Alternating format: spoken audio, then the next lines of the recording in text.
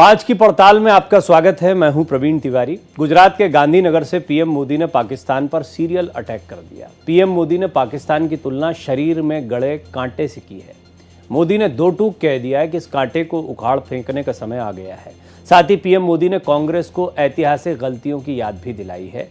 प्रधानमंत्री मोदी के इस भाषण के साथ साथ में कुछ और पहलुओं को जानने समझने की कोशिश करेंगे, लेकिन उससे पहले ये रिपोर्ट देखिए।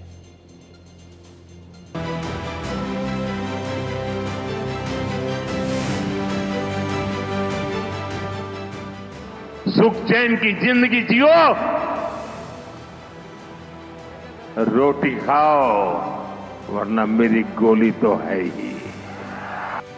ऑपरेशन सिंदूर भारत के साथ साथ प्रधानमंत्री मोदी के लिए मास्टर स्ट्रोक साबित हुआ। पाकिस्तान दुनिया भर में भटक भटक कर जिंदगी की भीख मांग रहा है, तो पराक्रम का सबूत मांगने वाले विपक्ष का हाथ खाली है। जब आतंकवाद के 9 ठिकाने तय करके 22 मिनट में, साथियों 22 मिनट में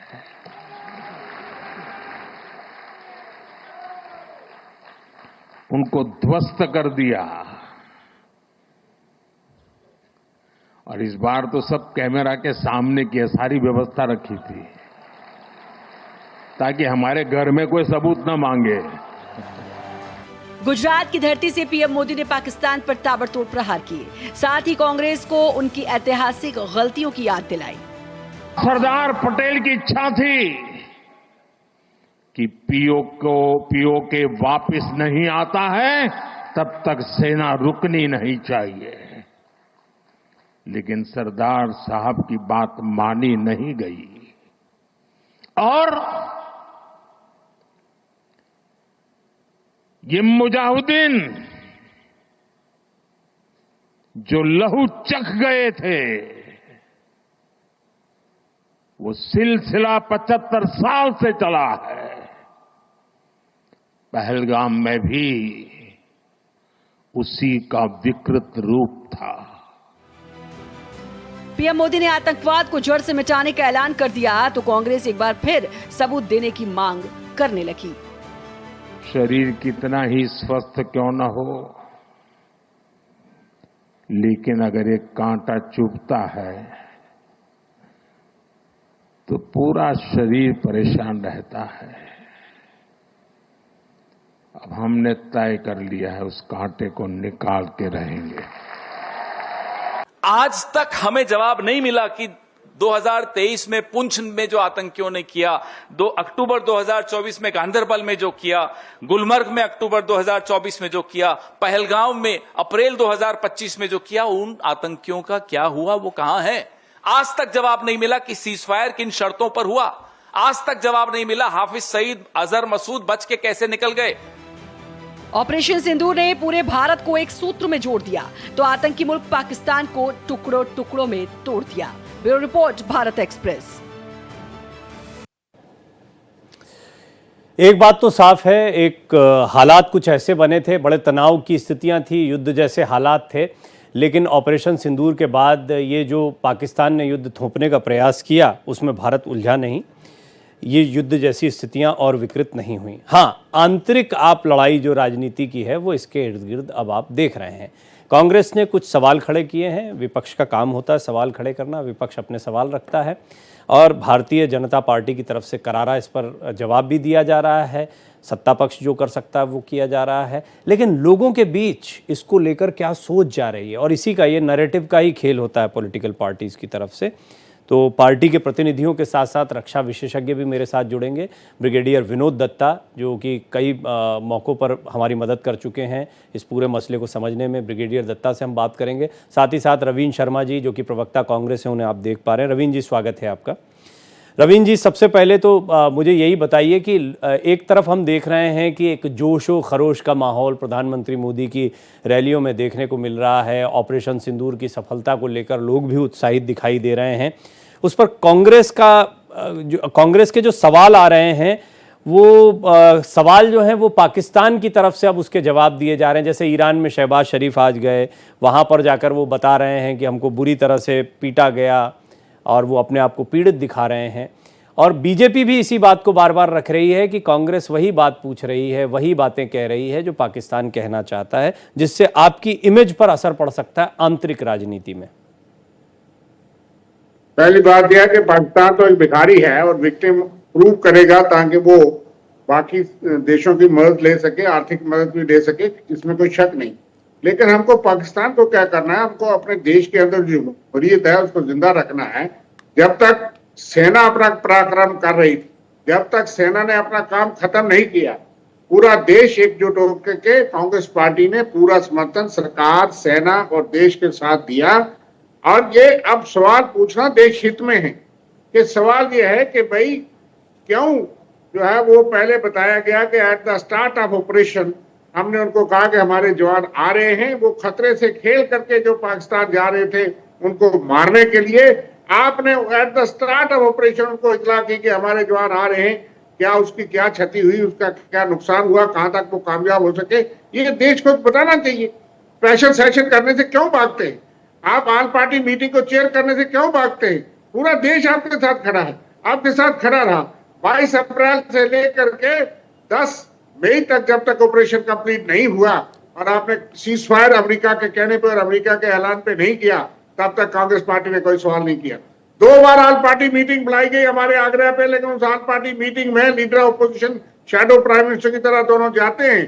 प्रधानमंत्री की क्या मजबूरी थी बिहार जाने की? वहां हालांकि रवीन जी इस पर हम बहुत मैंने जितनी भी बार जी और मुझे बताइए कि भाई पहलगाम के रवीन अंदर जी एक भी सिपाही क्यों नहीं था? हमने उस पर ये सवाल नहीं पूछा। लोग शहीद हुए। यहाँ एक चीज ऐड कर दूं इसमें, एक चीज ऐड कर दूं रवीन जी, एक मिनट रवीन जी, एक मिनट अमेरिका कौन है? शिमला एक मिनट एक बात, एक छोटा सा प्रश्न ऐड कर दूं। रवीन जी रुकिएगा, सेना से कोई सवाल रुकिए। महेश वर्मा जी, नेता बीजेपी, ब्रिगेडियर विनोद दत्ता, रक्षा विशेषज्ञ के तौर पर ये दोनों मेहमान भी मेरे साथ जुड़ गए हैं। तो महेश जी, अभी ले देकर मैंने जैसा कहा कि सवाल लगभग वही हैं जो रवीन जी ने यहाँ पर उठाए हैं, जो अभी तक कांग्रेस की तरफ से उठाए जाते रहे हैं। एक बड़ी बात सिर्फ बार बार यही आ रही है कि अब हम भी देख रहे हैं कि प्रधानमंत्री मोदी के भाषणों में भी कांग्रेस आ गई है। उस समय पर सरदार पटेल क्या चाहते थे और कांग्रेस की क्या गलतियां थी, यानी कुल मिलाकर अब एक चुनावी माहौल या आंतरिक राजनीति ज़्यादा हावी दिखाई दे रही है। तो कांग्रेस भी ठीक है, विपक्ष के तौर पर अपने सवाल उठा रही है। देखिए, प्रधानमंत्री जी का जो आशय है वो सिर्फ पाकिस्तान को ही नंगा करने का नहीं है। देशवासियों को ये पता चलना चाहिए कि इस देश में लगातार सर्जिकल स्ट्राइक को लेकर हो या एयर स्ट्राइक को लेकर हो, भारतीय सेना का शौर्य और पराक्रम, या फिर कहिए कि राहुल गांधी का भारतीय सेना को कायर करार देने की बात हो, या भारतीय सेना को बलात्कारी बता देना दिग्विजय सिंह का, या एक और इनका जो है यूथ सलमानी निजामी, वो जिस प्रकार से आतंकवादी घोषित कर दिया भारतीय सेना को।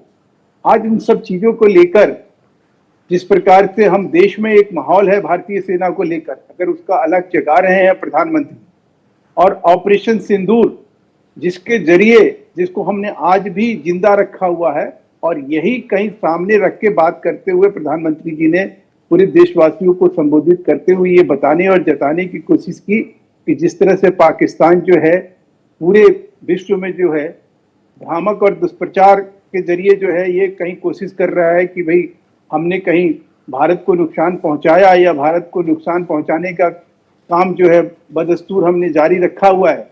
आज हमने उसको ये बताने और जताने में 1% भी कोई कोताही नहीं बरती है।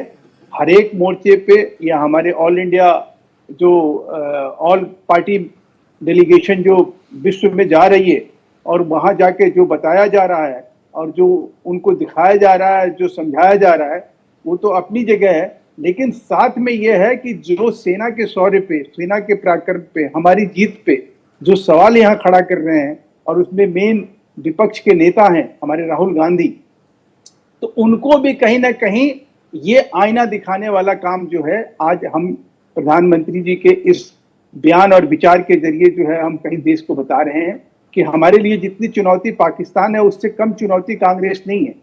और कांग्रेस का जो ये रवैया है ये कोई पहली बार थोड़ी है, और ये तो वो लोग हैं जो 26/11 की घटना घटती है तब के प्रधानमंत्री ने जिस प्रकार की वातावरण बनाया, जिस प्रकार का बराक ओबामा ने अपने किताब में उद्धृत किया प्रधानमंत्री मनमोहन सिंह जी को लेकर, कि उन्होंने कहा कि भाई हम अगर पाकिस्तान पे हमला करते तो निश्चित रूप से यहाँ एक वर्ग विशेष नाराज हो जाता।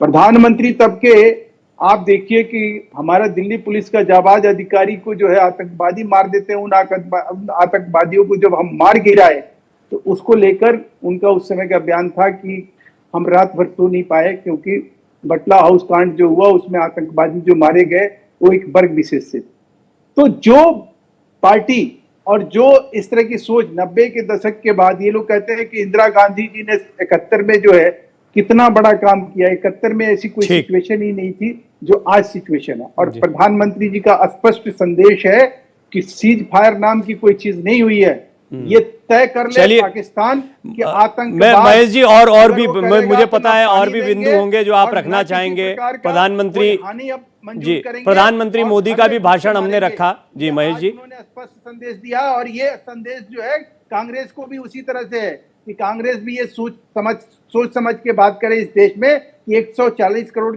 लोगों की भावनाओं को ठीक है महेश जी, बंद करें। महेश जी और मैं आऊंगा रविंद्र जी आपके पास। मेरा ऑडियो वीडियो कट गया था, मैं जवाब देना चाहता हूँ 2-4 बातें। जी चलिए बोलिए। है कि सेना के पीछे भाजपा को कहो कि छुपना छोड़ दो, देश के पीछे छुपना छोड़ दो, आप देश नहीं हो। सेना के पीछे छुपना छोड़ दो, आप देश नहीं हो। तो हम आपसे सवाल नहीं पूछ सकते सरकार से क्यों मारे गए 26 लोग, उसका जवाब दीजिए कि 2000 आदमी डेली जाता है उस जंगल में 12 किलोमीटर मेन सड़क से दूर, लोग चुन चुन के मारे गए और आपकी सरकार काटती। आप कहते हो परिंदा पान नहीं मार सकता 5.5 साल के बाद। सारी होम मिनिस्ट्री के पास है, यहाँ पुलिस का लाठीचार्ज भी होम मिनिस्टर करवाता है, उससे नीचे नहीं हो सकता। चीफ मिनिस्टर की कोई ताकत नहीं, उसने असेंबली में बोला चीफ मिनिस्टर ने। उसके बाद आप पाकिस्तान को इतला देते हो, उसके बाद अमेरिका के ऐलान के बाद आप झुक जाते हो। वही इंदिरा गांधी जी जिसने कहा अमेरिका को 7वां बेड़ा भेजो या 17वां बेड़ा भेजो, लेकिन ये हो चुकी ना बातें। रविंद्र जी ये पॉइंट आए, ऐसा नहीं कि ये पॉइंट नहीं उठे। महेश जी मैं आपको भी थोड़ा रोकना चाहूंगा, मुझे पता है अभी आपकी तरफ से जो काउंटर आएगा वो भी मैं जानता हूं। ब्रिगेडियर दत्ता मेरे साथ मौजूद है, आप दोनों को सुन रहे हैं। ब्रिगेडियर दत्ता मुझे ये बताएं, आप बीजेपी कांग्रेस ये तो चलता रहेगा लंबा, अभी इस चर्चा में भी चलता रहेगा क्योंकि एक के बाद एक सवाल जवाब होते रहेंगे। ओवरऑल ये जो ऑपरेशन था उस समय पर भी हम बात करते थे, अभी आज जो दौर आंतरिक राजनीति का शुरू हुआ दोनों तरफ से, उसको आप किस दिशा में देखते हैं? क्या इसको उससे बिल्कुल अलग हटाकर देखें या फिर दुनिया भी इसको इसी नजरिए से देखती है कि हाँ भारत में तो खैर ये खींचतान चलती रहेगी, या आप देखते हैं कि एक तरफ हम डेलीगेशन भी भेज रहे हैं, दूसरी तरफ आंतरिक सियासत भी है, चुनावी राजनीति भी होती है, तो इन दोनों के बीच में कोई तालमेल होता है या दोनों को अलग रखकर देखना चाहिए? देखिए सबसे बड़ी चीज ये है कि पूरे विश्व में आतंकवाद कोई नई चीज नहीं है, लेकिन जिस तरह से देशों का इस पे नजरिया रहा है, अमेरिका ने इसको बिल्कुल तवज्जो नहीं दी जब तक उसके खुद के सीने में आतंकवादियों ने छुरानी घोंप दिया जब ट्विन टावर अटैक हुआ। उसके बाद उसको पता लगा कि साहब ये किस तरह की रेसिपी है, काफी तीखी है। दूसरी चीज, अगर आतंकवाद इस कदर फैल रहा है, क्योंकि आपने देखा होगा हमने भी करीब 30-35 डोजियर पाकिस्तान को दिए और इंटरनेशनल प्लेटफॉर्म्स पे दिए, लेकिन कोई उस पर एक्शन नहीं होता। यहाँ भी अमेरिका जब अपने स्वार्थों की बात होती है तब तो वो बढ़ चढ़ के इसके ऊपर बात करता है, उसके बाद वो कह देता है कि साहब ये बायलैटरल इशू है, आप अपने आप देखिए, और इसको एस्केलेट नहीं किए, वो जो कॉस्मेटिक स्टेटमेंट है वो दे दिए जाते हैं। तो यहाँ मैं ये चाहूंगा कि यूनाइटेड नेशंस जैसे ऑर्गेनाइजेशंस है या जो इंटरनेशनल ऑर्गेनाइजेशंस है, उसमें एक ऐसी फोर्स इनको मतलब हर एक कंट्री से लेनी चाहिए जो जहां भी इस तरह की वारदातें होती हैं या इस तरह की एक दूसरे पे ब्लेम लगाए जाते हैं, एक्यूजेशंस होते हैं, वहां जाके वो फोर्स तैनात हो और वो एक इंडिपेंडेंट एक्शन ले। लेकिन आप देखिए यूनाइटेड नेशन जैसे league of Nations world war 1 के बाद फेल हो गया था, उसी प्रकार से यूनाइटेड नेशंस भी फेल हो चुका है।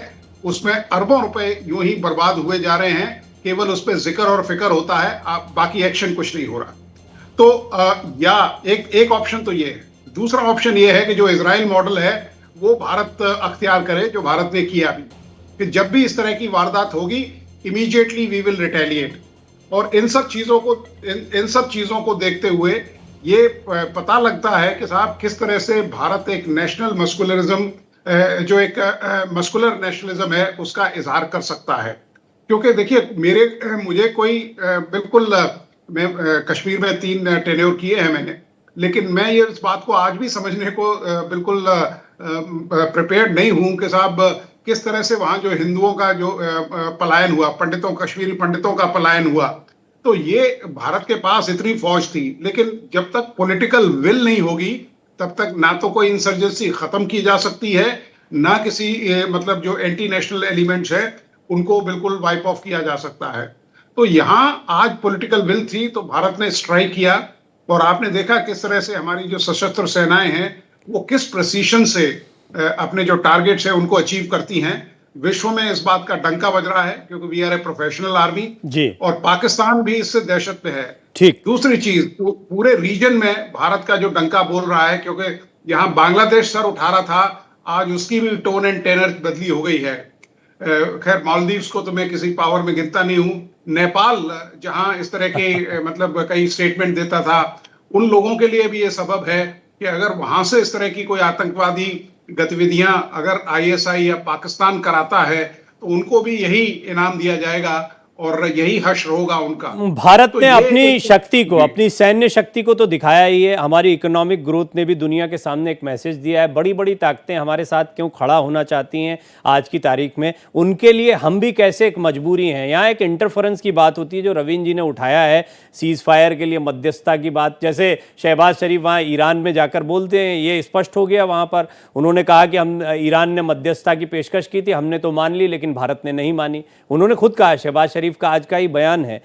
लेकिन अमेरिका वाली बात जो है वो कांग्रेस की तरफ से बार बार पॉलिटिकली उठाई जा रही है, इसको भी मैं समझूंगा। लेकिन महेश जी, एक सवाल जो रवीन शर्मा जी ने उठाया उसका जवाब दें, क्योंकि बहुत सारी बातों में ये भी एक बात आती है कि पहलगाम में जो आतंकी आए थे उनका क्या हुआ, उनके विषय में आप लोग क्या जवाब देंगे, और वहां की सुरक्षा व्यवस्था को लेकर आप किस तरह से बात। ऑपरेशन सिंदूर नो डाउट एक बहुत बड़ी सक्सेस है, नो डाउट पूरा देश इसमें सरकार के साथ में खड़ा हुआ, लेकिन कुछ सवाल जो उठाए जा रहे हैं, अब कांग्रेस भी वो चुन चुन के सवाल उठा रही है। देखिए, हमने उस तरह के कोई भी मरम्मत या किसी भी तरह की हमने जरूरत ऐसी नहीं समझी। जो दरिंदों के माँ बाप थे, जो दरिंदों के दरिंदे थे, जो दरिंदों के पनाहगार थे, या वो पाकिस्तान हो या पाकिस्तान में बैठे हुए आतंकी संगठनों को चला रहे उनके गुर्गे हों, हमने उनके साथ कोई मरम्मत नहीं बरती है। हमने ऑपरेशन सिंदूर के जरिए जो उनके 9 अड्डे थे उसको नेस्ताबूद किए। हमने वहाँ त्राहिमाम उन दरिंदों में 100 दरिंदे हमने मार गिराए, और उसके ऊपर सवाल जिस तरह से उठाए जा रहे हैं वो अपने आप में एक कहीं उन दरिंदों के साथ होने का एक प्रमाण मिलता है। दूसरी जो सबसे इम्पोर्टेंट बात है वो ये कि देखिए साहब, हमने अभी भी ये कहा है कि हमारा जो फैसला है या सिंधु इंडस ट्रीटी को लेकर हो या व्यापार को लेकर हो या जिस प्रकार से हमारा कॉन्सुलेट जनरल के साथ एक वीज़ा का ये है या यहाँ से पाकिस्तानी लोगों को भगाने का हो, ये सारा अभियान जो है हमने अभी जारी रखा हुआ है। उससे पहले इन सब चीज़ों को के ऊपर जो है कांग्रेस का सवाल खड़ा करना, राहुल गांधी का बार बार पाकिस्तान की तरह बोलना, ये क्या दर्शाता है? ये कौन सा देश प्रेम है? और इसको कौन सा आप और हम, चलिए आप पत्रकार हैं, मैं एक पार्टी का नेता हूँ, लेकिन सबसे पहले इस देश के हम वासी हैं, इस देश में खाते पीते हैं, रहते हैं, यहाँ का हवा पानी लेकर हम जिंदा हैं। आपकी मातृभूमि के प्रति जो है आपका कर्तव्य क्या बनता है? क्या यही बनता है कि आप ये सोच अपना कहीं ढालेंगे और कहीं ना कहीं ये जाहिर करेंगे कि आप कहेंगे कि भाई आपका नेता राफेल के ऊपर जो है वो सवाल खड़ा करता है, आपका नेता ये कहता है कि भाई हमें उसका हिसाब दो जो प्लेन गिरा है, जो झूठी एक कहानी जो है पाकिस्तान ने जो चलाई उसका सवाल, उसके ऊपर सवाल खड़ा किया जाता है। आज प्रधानमंत्री जी ने जो बात कही उसमें गलत क्या बात कही कि हमारा ऑपरेशन अभी भी जिंदा है, और ये आप लोग बार बार कह रहे हैं कि cease fire cease fire cease fire. अरे हम कोई युद्ध का घोषणा करके थोड़ी गए थे, कैबिनेट ने कोई युद्ध का थोड़ी डिसीजन लिया था, निर्णय लिया था। हमने ऑपरेशन किया, ऑपरेशन के तहत जो मारना था, और हम उनके घर में घुस के मार के, और उसने रिटेलिएट किया पाकिस्तान ने, और पाकिस्तान के रिटेलिएशन पे जो हमारा जवाब था वो सार्थक जवाब था, उनको हमने भारी क्षति पहुंचाई। तो अब क्या है कि अब इसके ऊपर सवाल खड़ा करना जी, और हाँ किसी तरह से देश को, सरकार को और सेना को कटघरे में खड़ा करके मैं समझ गया आपकी बात महेश जी, काफी सारी चीजों पर आपने, काफी सारी बातों पर आपने एक्सप्लेनेटरी अपनी बात रख दी। अब रवीन जी, एक बात तो है, क्या आप इतने वरिष्ठ नेता हैं और आप लोग विचार भी करते होंगे, लेकिन ऑपरेशन सिंदूर लोगों की भावनाओं से भी जुड़ा हुआ है, सेना से भी जुड़ा हुआ है, सेना के सम्मान से और शौर्य से भी जुड़ा हुआ है। तो इस पर हम कोई स्टैंड लेंगे, पर बहुत विचार मंथन भी कांग्रेस को करना पड़ा होगा और ये मिसफायर भी हो सकता है, इससे लॉन्ग टर्म में बड़ा बुरा असर भी पड़ सकता है। इस तरह का भी कोई विचार हुआ होगा? देखिए, मुझे एक वक्तव्य बताइए जिसमें हमने ऑपरेशन सिंदूर की कामयाबी पे कोई प्रश्न उठाया। हमने सेना के शौर्य को सलूट करने के लिए पूरे देश में जय हिंद रैलियां निकाली, जय हिंद सभाएं की।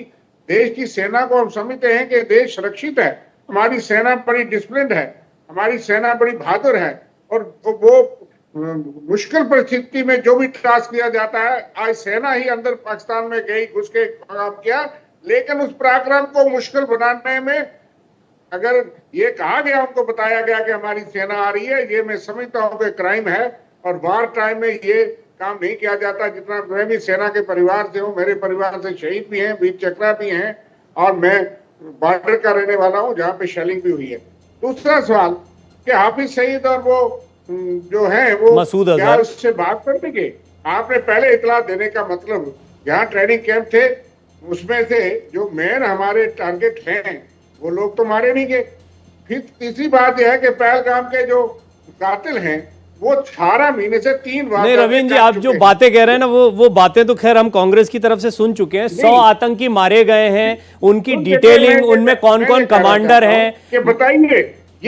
ये सवालात देश के हित में क्यों? अगर बता के मारा होता तो वो कौन, किसके कॉफिन के पीछे पुलिस, वो आर्मी के जवान खड़े हुए थे और अधिकारी खड़े हुए थे। हम अपने देश में हमारी सरकार विफल रहे और कोई जिम्मेवारी में नहीं। सर मैं जानता हूं, देखिए कांग्रेस का ये स्टैंड है, लेकिन ब्रिगेडियर दत्ता एक ये जो अंतर्राष्ट्रीय करने दीजिए ना, यहाँ तो ट्रेन एक्सीडेंट है, दिनेश्वर मिश्रा ने रिजाइन किया था, गृह मंत्री ने किसकी रिस्पॉन्सिबिलिटी फिक्स की? मैं कहता हूं इससे बड़ा लैप्सिस हो, मैं काश मेरे पास और समय होता तो मैं और आपकी पूरी बातें, ना सिर्फ गृह मंत्रालय बल्कि और कोई शिक्षा का मामला, सारे मामले आज ही ले आता मैं, जितना भी कुछ बोलना होता आपको। लेकिन आज मैं बात कर रहा हूं एक मुद्दे पर, आइए उस पर आते हैं। ब्रिगेडियर दत्ता भी मेरे साथ मौजूद है। ब्रिगेडियर दत्ता, हम जानते हैं डेलीगेशंस को हमने भेजा है पूरी दुनिया में, दुनिया के सामने पाकिस्तान को बेनकाब कर रहे हैं, पाकिस्तान खुद को भी खुद बेनकाब कर रहा है, अपने घर में एक झूठा प्रोपेगेंडा करता है, ईरान में जाकर अपना रोना रोता है, पूरी दुनिया में खुद को पीड़ित बताता है, बहुत मार लगाई बता रहा है जाकर वो। अब ये कुल मिलाकर एक बात तो साफ है कि अंतरराष्ट्रीय राजनीति का एक प्रभाव रहता है, भारत उसका सम्मान भी करता है, वो भी तब जबकि हम अपनी इकोनॉमिकल ग्रोथ पर भी ध्यान देते हैं। ये जो बार बार इंटरफेरेंस की बात आती है, मध्यस्थता की बात आती है, इसको आप कितना महत्वपूर्ण मानते हैं, या इसको आरोप की तरह ले लें या इसको मजबूरी की तरह ले लें? क्या अंतरराष्ट्रीय ताकतों का हम पर दबाव है, या आप अभी भारत की सैन्य शक्ति और राजनीतिक इच्छा शक्ति को कैसे देखते हैं इस स्तर पर? देखिए इंटरनेशनल कम्युनिटी का जो ओपिनियन है उसकी काफी अहमियत रहती है, और आपने खुद बताया कि साहब हम एक ग्रोइंग इकोनॉमी है, हम एक रीजनल पावर है, और जो सुपर पावर का भारत भी एक सपना संजोए हुए है। तो इन लोगों के जो ओपिनियन है उसकी काफी अहमियत रहती है। लेकिन भारत जिस तरह से, करीब आप देखिए करीब 35-36 साल हो गए इस आतंकवाद को झेलते हुए, लेकिन भारत को यह भी देखना होगा कि साहब जब कहीं से कोई मदद नहीं आती है तो देश को खुद ही खड़ा होना पड़ता है। और वो एक आपको लाइन याद होगी, उठो द्रौपदी खड़ग उठा लो अब गोविंद न आएंगे। क्योंकि ये जो देश हैं, आप ये देखिए, रशिया एक हमारा एलाई होता था, आज वो या तो हमारे पाले के बाहर खड़ा है या न्यूट्रल है। अमेरिका एक डिपेंडेबल एलाई नहीं है। तो भारत को एक अपने अंदर इस तरह की एक सेल्फ, वो कहते हैं कि पावर क्रिएट करनी पड़ेगी कि इस तरह की जो हिमाकत करेगा पाकिस्तान, क्योंकि पाकिस्तान बाज नहीं आएगा। आप देखिए थोड़े दिनों बाद ही फिर इस तरह की वारदातें होंगी, इस तरह के फिर वो, क्योंकि वो प्रत्यक्ष रूप से तो आपसे लड़ नहीं सकता, और बिना कश्मीर और बिना एंटी इंडिया स्लोगन के पाकिस्तान की फौज अपना सर्वाइवल नहीं कर सकती, वहां सियासत नहीं चल सकती। तो इन सब चीजों को ध्यान में रखते हुए भारत ने जो ये मॉडल अपनाया है, इसको रिपीट हमें करना पड़ेगा अगर इस तरह की वारदात होती हैं, क्योंकि हमने कई दशकों से इंटरनेशनल कम्युनिटी को बता दिया कि साहब हमारे साथ क्या जुल्म हो रहा है, हमारे साथ क्या अत्याचार हो रहा है। लेकिन अब हमारा टाइम है कि जब भी इस ठीक तरह है, की चीज देखिए होगी, अंदरूनी we will सियासत punish की them, अपनी we will punish मजबूरियां it होती hard. हैं। ब्रिगेडियर दत्ता, हम जानते हैं अंदरूनी सियासत की अपनी मजबूरियां होती है। विपक्ष ने अपना एक स्टैंड लिया है, वो जानते हैं। देखिए ऑपरेशन सिंदूर का जो ट्रैक्शन, हमारी भाषा में एक होता है डिजिटल में ट्रैक्शन जनरेशन, वो बीजेपी की तरफ हो रहा है, उसको काउंटर करना पड़ेगा। एक ऐसे समय पर बिहार में भी चुनाव है, आने वाले समय के लिए भी कांग्रेस खुद को मजबूत करने की रणनीति पर काम कर रही है। अब लेकिन इससे फायदा होता है, नुकसान होता है, ये एक अलग बात है। कांग्रेस अब कितनी मजबूती से अपने प्रश्नों को रख पाती है, वो प्रश्नों का क्या प्रभाव लोगों पर पड़ता है, ये आने वाला समय बताएगा। बीजेपी, या हम देख रहे हैं प्रधानमंत्री नरेंद्र मोदी, गृह मंत्री अमित शाह धुआंधार रैलियां कर रहे हैं, पूरे देश के बीच में जाकर जनमानस के अंदर वो जो भावनाएं हैं उस उत्साह को और बढ़ाने का काम कर रहे हैं। लेकिन दूसरा जो महत्वपूर्ण प्रयास है, एक तो सेना का मनोबल और दूसरा अंतर्राष्ट्रीय जगत में भारत की साख को मजबूत करना, ये प्रयास पैरेलल चल रहे हैं, जो ज्यादा महत्व के आंतरिक राजनीति के साथ साथ। आप तीनों मेहमानों का बहुत बहुत धन्यवाद, आप चर्चा में मेरे साथ जुड़े। लेकिन 5 की पड़ताल में आज बस इतना ही। बने रहिए भारत एक्सप्रेस के साथ, खबरें जारी हैं।